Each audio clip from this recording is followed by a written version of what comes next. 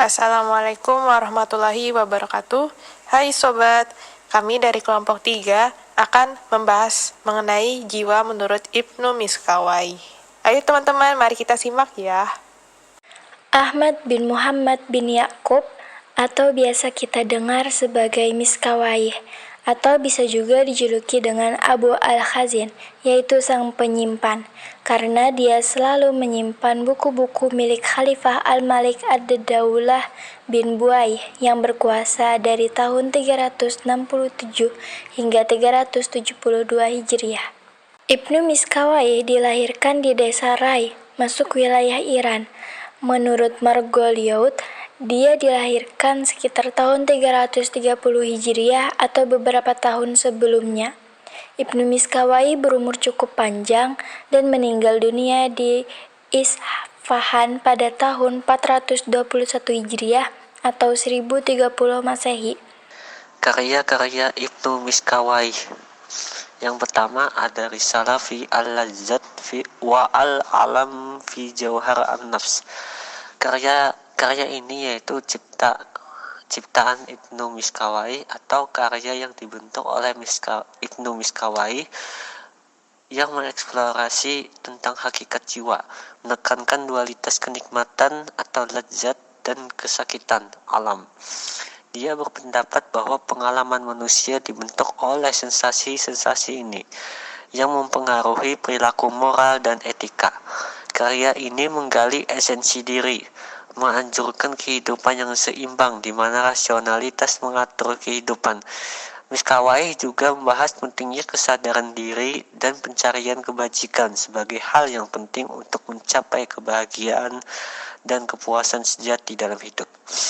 Yang kedua ada karyanya yang kedua yaitu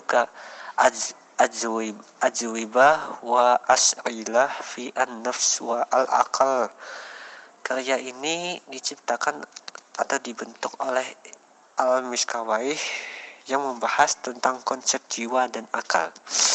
Ia mengemukakan bahwa jiwa atau an-nafs adalah substansi yang berbeda dari jasad, tidak terpengaruh oleh perubahan fisik. Miskawai membagi kekuatan jiwa. Yang kedua kekuatan marah, al-quwah al-ghadabiyah, dan yang ketiga kekuatan syahwat, al-quwah al-syahwatiyah. Keseimbangan antara ketiga kekuatan ini menghasilkan keutamaan moral, seperti keberanian dan kebijaksanaan, yang merupakan inti dari etika dalam pandangannya. Karya yang ketiga yaitu Toharoh an-Nafs, menjelaskan pentingnya pensuci kepada Tuhan. Ia membedakan antara tiga aspek jiwa. Yang pertama rasional, yang kedua emosional, dan yang ketiga nafsu.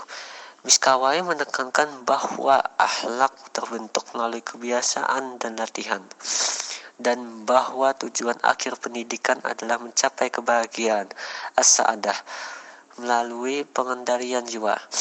Ia juga mengaitkan konsep ini dengan moderasi dalam beragama, menekankan pentingnya keadilan dan keseimbangan dalam tindakan. Dan ada karya-karya Ibnu Miskawai yang lain, yaitu yang ada 18 buah karya yang ditulis oleh Ibnu Miskawai. Di antara karyanya tersebut hanya 7 buah yang masih bisa kita temukan. Nah, kita lanjut, yaitu yang keempat karya Ibnu Miskawai, yaitu Al-Fauj Al-Asghar. Karya ini isinya yaitu kalam dan studi agama-agama. Yang kelima ada Tajarib Al-Umam. Karya ini berisi tentang sejarah tentang banjir besar yang ditulis pada tahun 360 Hijriah atau 979 Masehi. Yang keenam Tahzib Al-Akhlaq, yaitu yang isinya mengenai akhlak. Yang terakhir yaitu Al-Jawab fi Al-Masail Al-Salas. Nah, itulah karya-karyanya Ibnu Miskawai.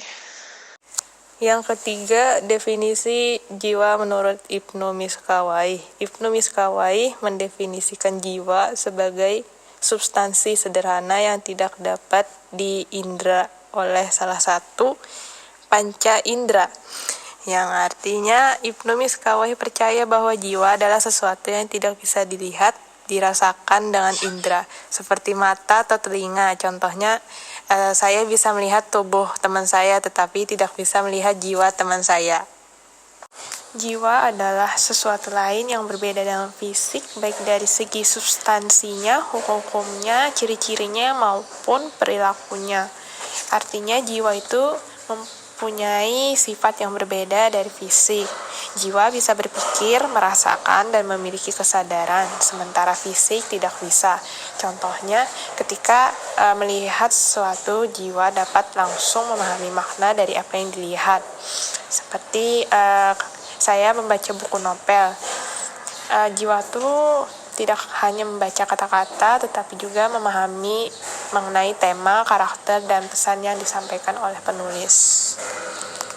Dia berpendapat sesungguhnya jiwa bukanlah fisik, bukan bagian dari fisik, dan bukan pula salah satu kondisi fisik.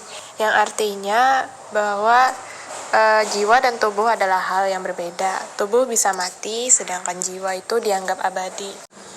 Pendeknya, jiwa berasal dari substansi yang lebih tinggi, lebih mulia, dan lebih utama dari segala sesuatu yang bersifat fisik di dunia. Artinya, jiwa lebih tinggi, yang tidak hanya berfungsi sebagai bertahan hidup seperti tubuh yang hanya butuh makan dan tidur, tetapi ia memiliki kemampuan untuk berpikir, merasakan, empati, dan mencari pengetahuan. Contohnya ketika belajar sesuatu yang baru atau merasakan perasaan yang mendalam. Nah, itu tuh semuanya berasal dari jiwa. Adapun Ibnu Miskawai membagi jiwa dalam 3 daya. Dari daya yang paling tinggi yaitu daya rasional sebagai proses berpikir yang berada di otak. Lalu yang kedua ada daya emosi atau daya kepuasan yang berada di hati. Dan yang paling terendah ialah daya syahwat atau daya kebidatangan yang pusatnya juga berada di hati. Menurut Ibnu Miskawai, kebahagiaan manusia ada pada inti perilaku kemanusiaan yang ia lakukan dan mewujudkan kesempurnaannya, yaitu kemampuan membedakan, berpikir, dan mengambil hikmah.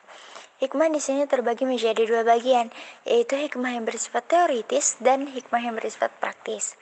Hikmah teoritis dapat diperoleh dengan mempelajari semua ilmu dan mengenal semua mauzudat atau makrokosmos sehingga ia dapat melihat tujuan akhir atau ultimate goal yaitu sang pencipta semua mauzudat. Sedangkan hikmah praktis dapat diperoleh dengan mempelajari buku-buku akhlak yang mendidik jiwa dan mewujudkan kesempurnaan akhlak tersebut. Jika manusia dapat menyempurnakan kedua hikmah tersebut, maka ia akan memperoleh kebahagiaan yang sempurna.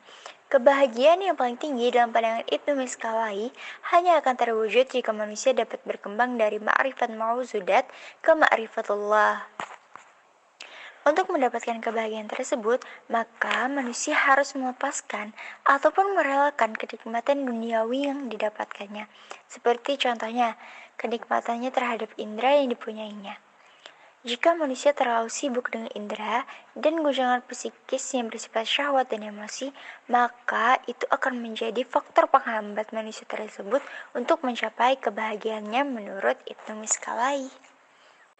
Ibnu Miskawai berpendapat, jika jiwa seseorang baik, maka ia akan mulai rindu pada ilmu pengetahuan yang benar, sehingga ia akan berusaha untuk menjaga kesehatan jiwanya dengan bergaul kepada orang-orang baik dan sama dengannya, lalu menghindari pergaulan orang-orang yang tidak baik sehingga ia tidak terpengaruh oleh mereka. Cara menjaga kesehatan jiwa adalah dengan selalu merenung dan menalar untuk bisa mengenal kebenaran dan menolak kebatilan.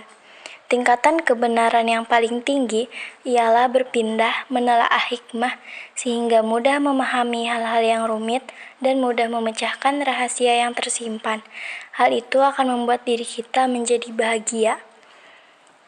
Cara lain untuk menjaga kesehatan jiwa adalah kita tidak boleh mengikuti daya syahwat dan daya emosi, sehingga kita diberikan daya rasional untuk menyeimbangkan kedua daya sebelumnya, agar tidak terdampak buruk dan harus melanggar larangan Allah Subhanahu wa Ta'ala. Kemudian, menjaga kesehatan jiwa artinya kita juga harus introspeksi diri pada diri kita.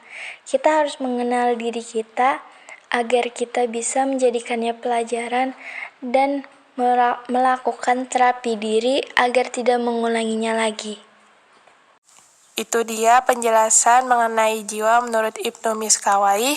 Kami dari kelompok 3 izin mengundurkan diri. Jika ada pertanyaan silakan tanya di grup ya. Terima kasih. Wassalamualaikum warahmatullahi wabarakatuh.